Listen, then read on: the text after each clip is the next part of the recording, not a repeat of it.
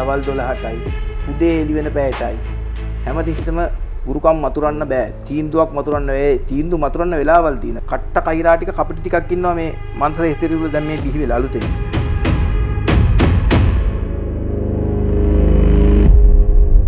අපි සූදානම් අද දවසේදී හාස්කම් සහිත ගම්බාර දේවාලය මොරටුව YouTube නාලිකාව වැඩසටහන හරහා කතා කරන්න මොරටුව හොරේතුඩුව ශ්‍රී චන්ද්‍රසේකර පාර ගම්බාර දේවාලය බාර තිලංක සාමිතුමා එක්ක. ආයිබන් සාමිතුමා. ආයිබන් මත්මීනි. කැපුම් ශාන්තිය. සමහරු මේක ගැන දන්නවා සමහරු දන්නේ නැහැ. හරියටම අපි කියමුකෝ කැපුම් ශාන්තිය කියලා කියන්නේ මොකක්ද? මොකක්ද එකෙන් සිද්ධ වෙන්නේ? කැපුම් ශාන්තිය කියන්නේ මේ හැමතිස්සෙම කැපුම් ශාන්තිය කරන්න බෑ. ඒවට මම යම්කිසි ආතුරයක් ගත්තොත් ඒ ආතුරයට යම්කිසි යක්ෂ දෝෂයක් ඇති වෙලා තියෙනවා නම් එහෙම නැත්නම් പ്രേත දෝෂයක් ඇති වෙලා තියෙනවා නම් අංගමක් පිල්ලියක් හූනියමක් යම්කිසි බලවේගයක් ඔහුගේ ශරීරය තුල තියෙනවා නම් ඒක අහක් කරන්නත් වෙලාවක් තියෙනවා. ඒකට දෛවඥයෙකු ලවා දක්ෂ දෛවඥයෙකු ලවා තමන්ගේ ඒ අයගේ හඳහන පරීක්ෂා කරන්නට ඕන. ඒ පරීක්ෂා කරලා ඊට අනුකූලව ශාස්ත්‍ර වේදයට අනුකූලව ඒ වෙලාවක් බලාගෙන තමයි හරියටම මේ පුහුලක් කපන්නට වෙලාවක් තනා ගන්නට ඕන. නැතු හැමතිස්සෙම මේ දවල් 12ටයි උදේ එළි වෙන පැයටයි හැමතිස්සෙම ගුරුකම් මතුරන්න බෑ. තීන්දුවක් මතුරන්න ඒ තීන්දුව මතුරන්න වෙලාවල් තියෙනවා. ඒ වෙලාවට අනුකූලව තමයි අපි මලයාලම් ශාස්ත්‍රයේ අනුව අපි නියම ප්‍රමිතියට අනුව තමයි ඒ යම්කිසි පුහුලක් තීන්දුවක් මතුරන්නේ. මේ ආවට ගියාට හැමතැන්වලම බස් හෝල් ගානේ, පේමන්ට් ගානේ පුහුල් මතුරන්න බෑ. ඕක තමයි සමාජයේ මිනිස්සු පටලගෙන තියන්නේ. මේ ආරූඪ කියලා කොටසක් තියෙනවා, යంత్ర මන්ත්‍ර කියලා කොටසක් තියෙනවා. අපේ ආදි මුතුන් මිත්තෝ මේ මාතර වගේ ප්‍රදේශවල රුහුණු ප්‍රදේශي ලංකාවේ දක්ෂයෝ හිටියා. කන්ද උඩට දක්ෂයෝ හිටියා. අනුරාධපුර ප්‍රදේශයේ දක්ෂයෝ හිටියා. දැන් නමුත් ඒවා වියකී ගිහිල්ලා ඒවට මේ කොට්ටෝරුකම් කරපු මිනිස්සුත් සමහරක් වෙලාවට මේ මහා වැඩකාරයෝ ගුරුනාන්සේලා වගේ රඟලා මිනිස්සුන්ගෙන් අර කොටිම සමාජ භාෂාවෙන් කියන දත ගලවනවා. ඒ වගේද අපි කරන්නේ නැහැ. එහෙම කරලත් නැහැ, කරන්නෙත් නැහැ, කරන්න වැඩකුත් නැහැ. අපි මේ කලිනුත් කතා කරා කිලි කියන්නේ මොකක්ද කියන එක සම්බන්ධව. හැබැයි කිලි හරණය කරනවා කියලා අපි මෙතනදී කරනවානේ ක්‍රමයක්. කොහොමද කිලි හරණයක් කරන්නේ? කිලි හරණය කියලා දෙයක් මලයාලම් මන්ත්‍ර ශාස්ත්‍රය තුලත් රුහුණු මන්ත්‍ර ශාස්ත්‍රය තුලත් තියෙනවා. එතකොට මේ මන්ත්‍ර ශාස්ත්‍ර දෙක තමයි ලංකාවේ ගොඩක් දුවන්නේ. කෛලවේවේ ගුරුකම් කියලාත් වෙනම මන්ත්‍ර ශාස්ත්‍රයක් තියෙනවා. ඒවා ගොඩක් මලයාලම් වලට ආසන්නයි. නමුත් මලයාලම් නොවේ. ඒ බව කියන්නට ඕනේ. ඒ තුල තියෙනවා කිලිහරණය කියලා. මේ කිලිහරණය කියලා තිබ්බට කිලිහරණය පිළිබඳව මම මුලින් කිව්වා වගේ කිලිහරණය පිළිබඳව කතා කරපු මිනිස්සු මිසක් පෙන්නපු මිනිස්සු නැහැ. ඉතින් මම කෙලින්ම තටුවේ තියලා ඕනම කෙනෙක් යන්ත්‍රයේ අයිතිකාරයාවත් ඌරුමස් තටුවේ තියලා අන්තිමට කිලිහරණය කරලා තමයි දෙන්නේ. මොකද ඒක වදින්නේ නැති වෙන්න තමයි මේ යන්ත්‍රය. නැත්තම් කිල්ලකට හවුනොත් යන්ත්‍රයෙන් මැද්දෙන් බිඳෙන්න පුළුවන් හරියටම ජීවම් කරොත්.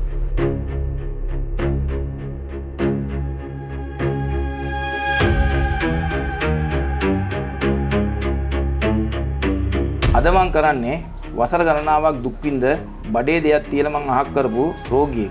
ඒ රෝගියා සුවපත් කරන්න විනරාජ කසායක් ලෑස්ති කරලා තියෙන්නේ. ඒ කසාය දෙනකොට මේ යන්ත්‍රෙත් අපි දානවා. මොකද කසාය දීලා මේ යන්ත්‍රය දැම්මට පස්සේ එයාගේ ශරීරය තුල විස හට අරගෙන තියෙනවා. ඒ විස දුරු වෙන්නත් ඒ උගුරු වල හිරවීම, පපුව වල හිරවීම, බඩවැල්වල බැඳිච්ච දේවල්, වකුගඩුව, අක්මාවේ ආශ්‍රිත බැඳිච්ච දේවල් සියල්ලක් සුද්ධ වෙන්න තමයි මේ යන්ත්‍රය අපි දාන්නේ. මොකද ඒ ශරීරගත දේ සුද්ධ කරලා මේ වගේ යන්ත්‍රයක් බලගතු යන්ත්‍රයක් දානකොට මේ කිලිහරණය කරලා තමයි අපි දාලා තියෙන්නේ. ඒ බව තමයි මට මේ වැඩසටහන තුලින් තමුන්නාන්සලාට සමාජයට කියලා දෙන්න තියෙන්නේ. කවුරුත් මේ වගේ දේවල් කරන්න එපා මිනිසුන්ට. මේ වගේ අංගම් පිළි දෙන්න එපා. දුක් විඳිනවා මිනිස්සු. ඊට වඩා හොඳයි මිනිස්සෙක් මරලා දාන එක. ඒ කියන්නේ ඔබතුමාගෙන් දැන් කිලිහරණය කරලා මොන හරි ගුරුකමක් කරගත්තොත් අපිට බය වෙන්න දෙයක් නැහැ ඒක සම්බන්ධව. නෑ. කිසිම කෙනෙක් බය වෙන්න කාරණාවක් නැහැ. මොකද බය වෙන්න කාරණාවක් නැහැ කියන්නේ මගේ ගුරුකම් ශේෂ්ත්‍රය තුල මං ඌරුමස්සරන් ගිනිපාගලා පෙන්නුවා නම් ගිනිමැලේ ගියා නම් නැති කිසිම දේවාලයක වත්තකටවත් අඩුම ගානේ දේවාලයක් කරන මිනිහෙක් ඌරුමස් කඩක් ගාවින් යන්නේ නැති කාලෙක ලෝකෙක හරි ඌරුමස් කැල්ලක් අල්ලන්නේ නැති කාලෙක මං අතේ තියලා තමයි ගිනිමැලේ යන්නේ. ඒ වගේම මං අතින් අල්ලලා තමයි තටුවටත් තියාගන්නේ. තියාගෙන තමයි මතුරන්නේ. නිකන් සෙල්ලම් කරන්න බොරු කරන්න බෑ. ඒක නිසා කිලිහරණය කිව්වට මදි කිලිහරණය ඔප්පු කරේ ලෝකෙටම මමයි. ඒ බව මං ඉතාලම අභිමාණයෙන් තමයි තමුන්නාන්සලට කියන්නේ. තේරුම් ගන්න කිලිහරණයක් නැතුව ගුරුකම් කළා තේරුමක් නැහැ කියන එක තමයි මම කියන්නේ ලක්ෂ ගණන් දියදම් කරලා කාට කියලා වැඩේ කෙරෙව්වත් කිලිහරණයක් නැතුව වැඩේ කරොත් හරියන්නේ නැහැ. කිලි සම්බන්ධව අපි කතා කරා කතාබහ මුලදීම. හැබැයි කිලිහරණය කියන එක ගැන පොඩි කතාබහක් තියෙනවා තවමත් සමාජයේ. කිලිහරණය කරන්නේ කොහොමද? මොකක්ද වෙන්නේ? සාමිතුමා කියන්නකො මේ ශාන්ති කර්මයට ඔය කිලිහරණය කරනවා කියන එක වෙනස් වෙනවද? කොහොමද ඒක වෙන්නේ? ඔව්. ශාන්ති කර්මයට කියන්නේ දැන් මේ තියෙනවා ශාන්ති කර්ම වල අපි කියමු සිත් කවියක් කියනවා කියලා. සිත් කවියක් කියනට ඒක කියන්නේ සාමාන්‍යයෙන් දේව රූපයක් ඉස්සරහා දෙයියන් ඉස්සරහා. එතකොට ඒක කිලිහරණයක් කරන්නේ නැහැ. පැහැදිලිව. මොකද සිත් කවියට අදාළව අවශ්‍ය පුද පූජා ටික ලෑස්ති කර ගන්නවා පත්තිනි දෙයියන්ට නම්, විෂ්ණු දෙයියන්ට නම්, කතරගම දෙයියන්ට නම් ඔය ආදි වශයෙන් අපි වෙන වෙනම ඒ ප්‍රභේද කරලා ඊට අවශ්‍ය පූජාව සකසලා එතන ඉඳන් තමයි සිත් කවිය. එතකොට මේ ඌරුමක් තියන්නේ ඒ වගේ දේවල් අපි දෙයියෝ ඉස්සරහා ඒ වගේ වැඩ කරන්නේ නැහැ. ගොඩක් යන්ත්‍ර මතුරන්නේ මම කරනකොට මම මොකද ඒක යක්ෂ පැත්තෙන් තමයි ගොඩක් මම කරන්නේ. හරි. යකුම් බැඳලා තමයි මම වැඩගන්නේ. ඉතින් එතකොට අනිවාර්යෙන් අර කිලිහරණයට මම උරුමස් උපයෝග කරගන්නවා. එතකොට මල ගෙවල් වලට ගිහිල්ලා ඒ අන්තරය අරන් ගිහිල්ලා අරන් එනවා. පාලර් වලට ගොඩක් යන්නේ. මේ පාලර් තියෙන වටේම. හරි. මල් ශාලා ගණනාවක් තියෙනවා. පාලර් තියෙනවා මිනි තියෙන. මල ගේකට එක්ක මේ මල ගෙන්න. එතනට ගොඩ එනවා. ඒ අන්තර ටික ජීවම් කරලා තිබ්බොත් ඒ ටික අරන් එනවා. අරන් ගිහිල්ලා අරන් එනවා. ඉතින් එතකොට අනිවාර්යෙන් ඒ කිල්ල අපි වද්දලා ඊට පස්සේ කිලිහරණය කරනවා. ඊට පස්සේ ආයේ කිසිම කිල්ලක් නැහැ. පුහුලක් ගෙඩියක් මතුනකොට ශාන්ති කර්මෙදී සොහොන් පිටිනේ සොහොන් තීන්දුව කියලා තියෙනවා. ඒ සොහොන් තීන්දුව කරනකොට ගියාම අනිවාර්යෙන් සොහොනක් කියන්නේ මොකද්ද? එතන කිලි පිරුණු තැනක් නේ. හැමදාම මලමිනි වල්ලන තැන. ඉතින් එතනදී අනිවාර්යෙන් කිල්ල අත් වෙනවා. අපි කිලිහරණය කරනවා. කිලිහරණේ මන්ත්‍ර මගේ ගාව තියෙන මන්ත්‍රේ මම කාටවත් දෙන්නේ නැහැ. මොකද මේක මගේ හිතවත් කෙනෙක් මේ ළඟදී මුදලින් කෝටියක් දෙන්න මගෙන් ඉල්ලනවා. නමුත් මේක මන්සාත්‍රයෙන් මම විකුණන්නේ නැහැ. මොකද මම මන්සාත්‍රයේ බිස්නස් එකක් කරනවා නෙමෙයි. මම කරන්නේ මේ මන්සාත්‍රය. දැන් සාමිතුමා මේ යන්ත්‍ර මන්ත්‍ර ගුරුකම් එතකොට වරම් මේ වචනත් අපි නිතර අහන දේවල්. එතකොට තවත් එක දේවල් කියනවනේ. ඔය වචන හා සම්බන්ධ වෙච්ච මේ මන්ත්‍ර ශාස්ත්‍රයට සම්බන්ධ වෙච්ච තව වචන තියෙනවා. එතකොට පැහැදිලි කිරීමක් කරන්නකෝ මේවා සම්බන්ධව මොකද්ද මේ වරමක් ලැබෙනවා කියන්නේ? මොකක්ද හරියටම මතුරනවා කියන්නේ? ඒ වගේ වචනවල තියෙන තේරුම් ටික අපිට චුට්ටක් පැහැදිලි කරොත්. මම කියන්නම් ওই වරන් සම්බන්ධව මුලින්ම. ඕක ගැන කතා කරන්නම ඕනේ. වරමක් කියන්නේ මියගිය ඥාතියෙක් තමන්ගේ. හිතේ ජීවන්ත. දැන් අපි කියමුකෝ ඔබතුමිය කියලා. ඔබතුමියටත් ඥාතියෙක් ඉන්නවා. අනිවාර්යෙන් ඥාතියෙක් ඉෂ්ට සිද්ධ පීඨ ඥාතියෙක් ඉන්නවා. ඉෂ්ට සිද්ධ දේවතාවෙක් හැම කෙනාටම අපි මේ කාටත් ඉන්නවා. ඒ ඉන්නකොට ඒ කෙනා ගොඩක් ප්‍රබලවත් නම් අපේ ඇඟට වැහෙනවා. ඔය ගෑනු කට්ටියට ගොඩක් ස්ත්‍රී පාර්ශවයට වරන් තියෙනකොට එයාට ඔළුවේ ගොඩක් කල්පනා ශක්තිය තියෙනවා. හොඳටම තියෙනවා. පිරිමි අයට තමයි අර සිහිසන් නැති වෙලා ආවේශ වෙන්නේ. ඉතින් ඒකෙන් කරන්න පුළුවන් එක දෙයයි සාත්‍තර කීමයි පොල් ගහන එකයි විතරයි.